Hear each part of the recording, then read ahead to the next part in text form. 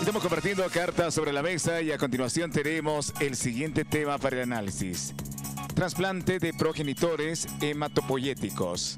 Para ello nos acompaña la doctora Diana Choque del Hospital del Niño.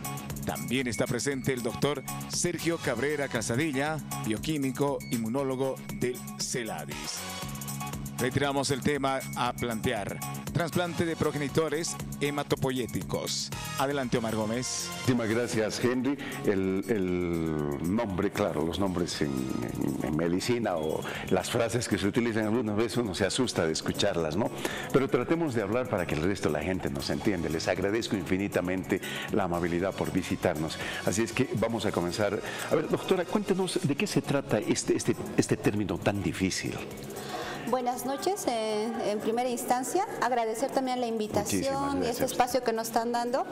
Bueno, el día de hoy yo vengo muy alegre también para tratar de comunicar pues a la población de que si bien estamos en inicios, porque tampoco es que pues estamos en donde nosotros quisiéramos en el hospital, pero en algún momento teníamos que empezar a hacer realidad estos proyectos. Entonces, el Hospital del Niño, que ya tiene varios años en la unidad de oncohematología tratando el cáncer infantil, siendo uno de los principales hospitales de referencia, yo les podría decir, en Bolivia, que está justo en el área troncal, donde nuestra población generalmente no solamente eso está correspondiendo pues a lo que es Oruro, La Paz y Potosí, muchas veces por diferentes cuestiones, incluso pacientes de otras ciudades, incluso de muy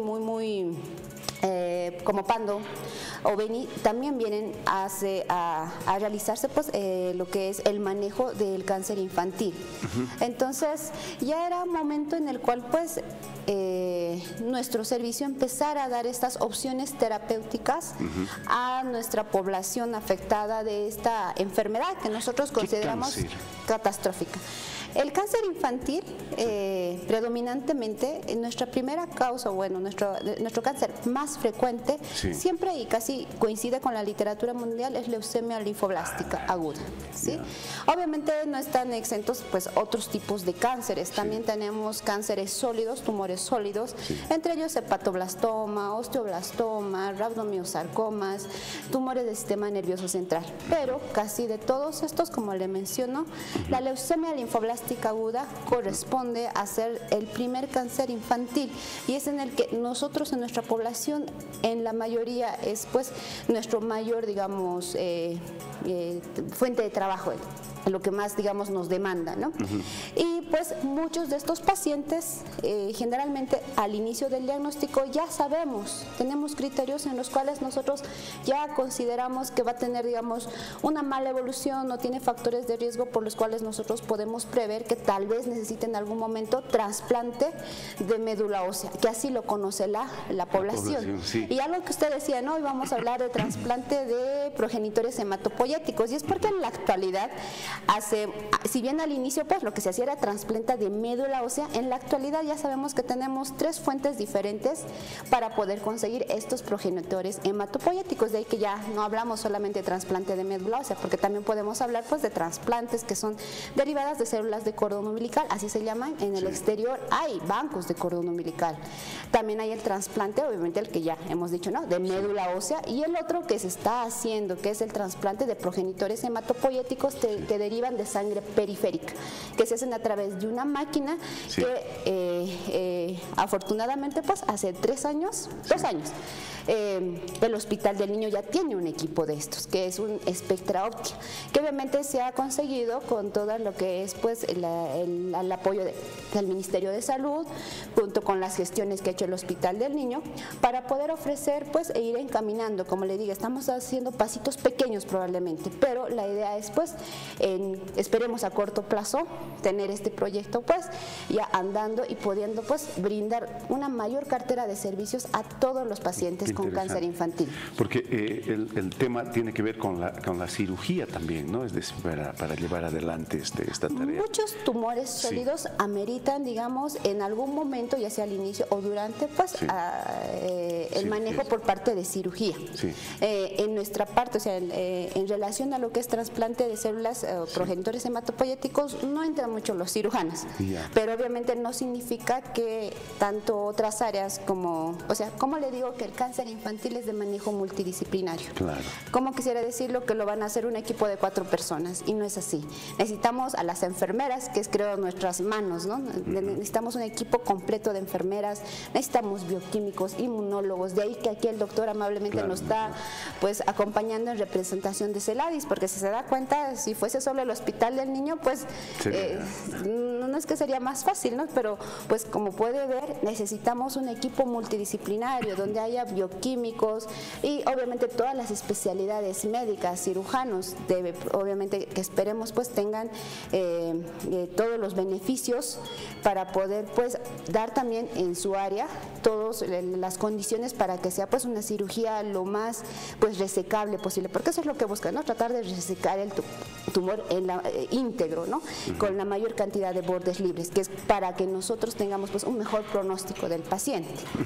A ver, doctor, ¿en qué parte aquí se incorpora el CELADIS en toda esta cadena que explica la doctora? Sí, bueno, antes que nada, buenas noches. Muchas gracias por la invitación. Un saludo a toda la teleaudiencia. Y bueno, nosotros como Instituto CELADIS somos un instituto de servicios en base a investigación y bueno, nosotros tenemos muchos convenios dentro de los cuales uno de esos forma parte del Ministerio de Salud conjuntamente a la universidad, ¿no? Y bueno, somos un equipo, así como en el área médica, también en bioquímica, pues multidisciplinario, que aporta a lo que es la parte del diagnóstico, tanto pre-trasplante como post-trasplante, ¿no?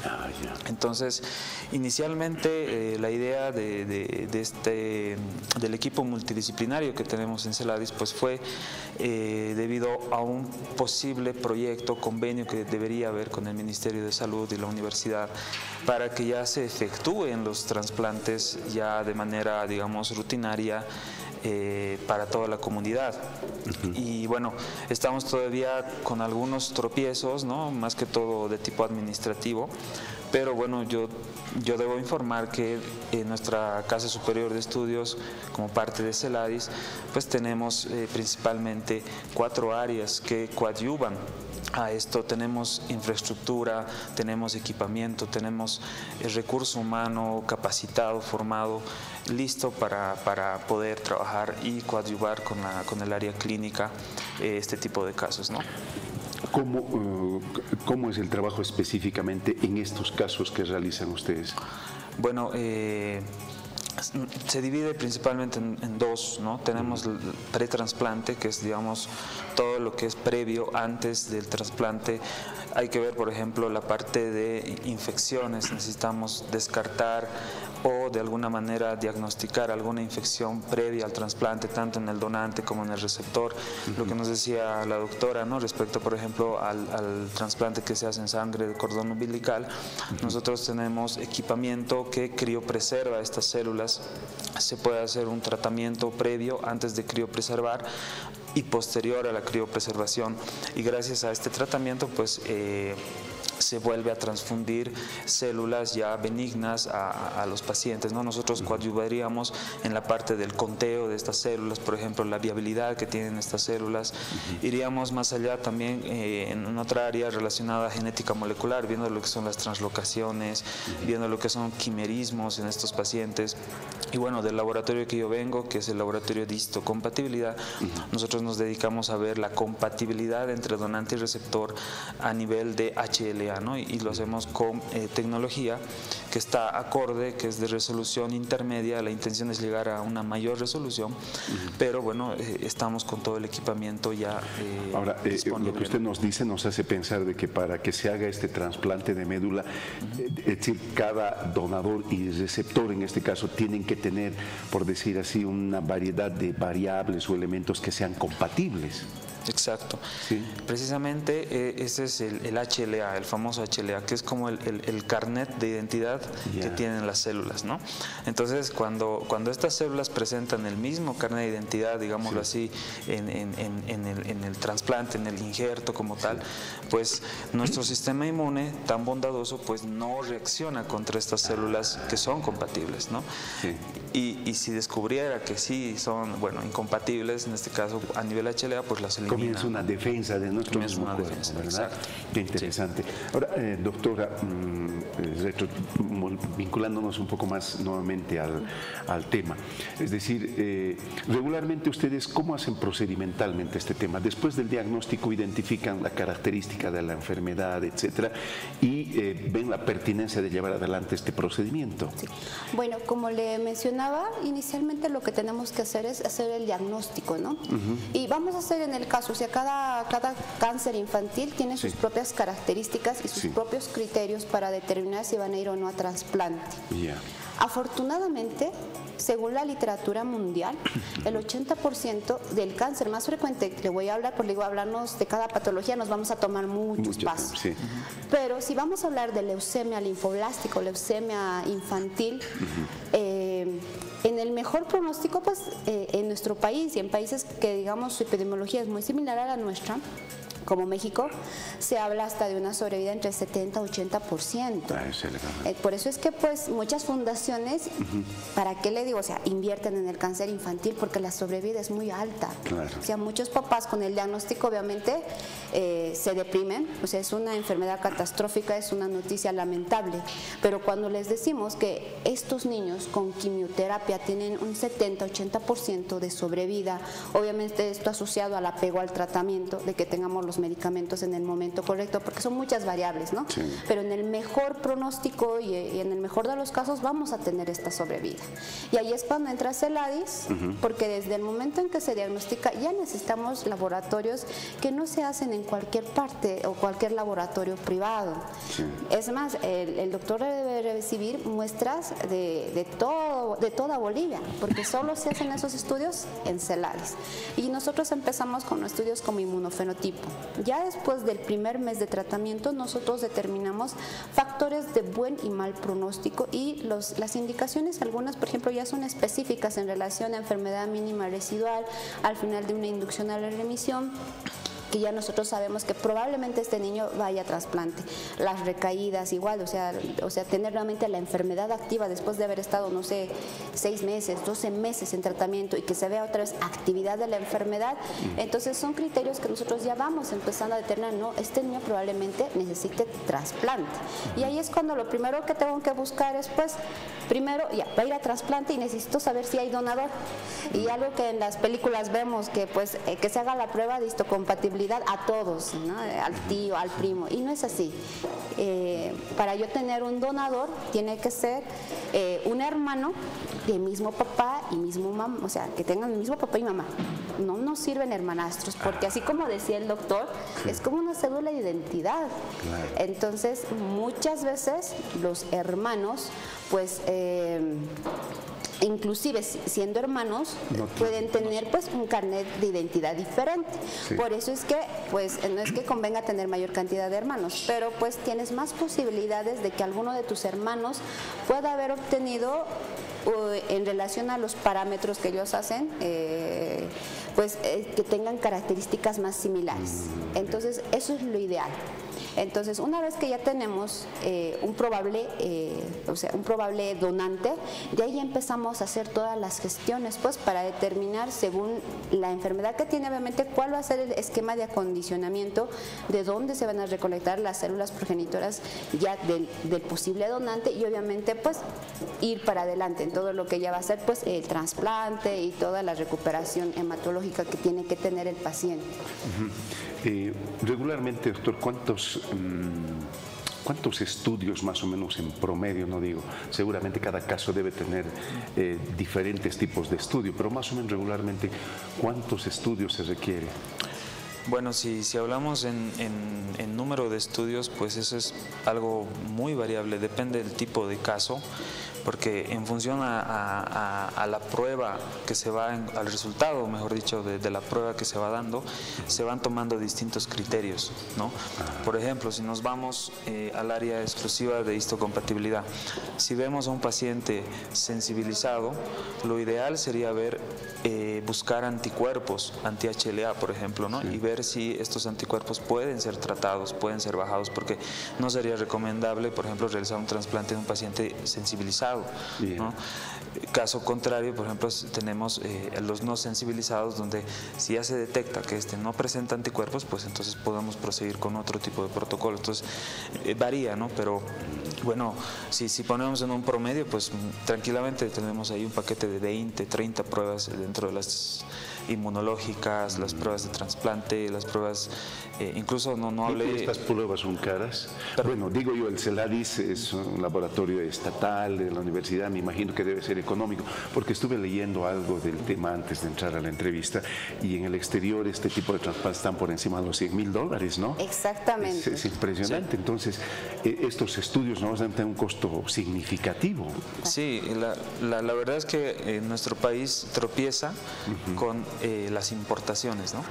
O sea, lo que a un país productor le cuesta, digamos, un 50%, a nosotros nos cuesta un 100, 150%. Entonces, tropezamos con el costo de los reactivos, con el costo de los equipos. Entonces, eso hace que, obviamente, estas pruebas tengan un costo. Evidentemente, la universidad es una entidad sin fines de lucro. Tratamos de minimizar al máximo lo que es la parte de ganancia que tal vez se puede ver en otros lados, pero precisamente por el bien de la comunidad, ¿no? Pero a pesar de ello, pues tenemos pruebas caras, ¿no? Tenemos pruebas muy altas. Han hecho ya cirugías aquí, tenía entendido que alguna por lo menos se hicieron, ¿no? Un trasplante de un niño, ¿no? Sí, sí. Durante el mes de diciembre, exactamente, si no me equivoco, fue el 20 de diciembre, que se hizo la cosecha del primer trasplante, bueno, del primer donador, porque fue un trasplante autólogo, es decir, que él mismo donó sus propias células. Y como le decía, es que las indicaciones de trasplante pues son específicas para cada caso. Hay algunos cánceres infantiles que se pueden tratar con un trasplante autólogo, así se llama. Otros obligatoriamente tienen que ser alogénicos. En el autólogo pues tenemos la facilidad de que yo mismo, solamente que en una etapa diferente que de lo que es la etapa de lo que es la quimioterapia, se va a realizar, ¿no?, esta cosecha. Y lo hicimos con el apoyo de CELADIS y pues la cosecha fue un éxito. Y se infundieron las células así como si fuese regalo de Navidad el 24 de diciembre. Y créanme que estábamos ese día de Navidad pues haciendo la infusión de las células. ¿Siguen controlando al paciente? Obviamente tiene que seguir como cualquier paciente que ha recibido quimioterapia y a veces pues toca la campana de la victoria y van a vigilancia. Estos pacientes de igual manera se tienen que mantener en vigilancia. Sigue exitoso. Y el niño pues todavía está muy feliz. Él es procedente de una provincia en Potosí y pues él es bastante cumplido con la mamá y acuden a todos sus controles y obviamente pues nosotros los estamos vigilando, ¿no?, para ver pues la evolución, ¿no?, de este paciente. De verdad, qué bueno que estemos trabajando en este terreno. Usted lo decía al comenzar, es un terreno en el que debíamos trabajar, pero claro, la condición misma de nuestro país todavía nos mantiene de alguna manera atrás, pero estamos, creo, avanzando sustantivamente. Les agradezco infinitamente la amabilidad. Los vamos a volver a invitar para seguir abordando estos temas. Muchas gracias. Muchas gracias, más bien. Muchas gracias. Muchísimas gracias a ustedes.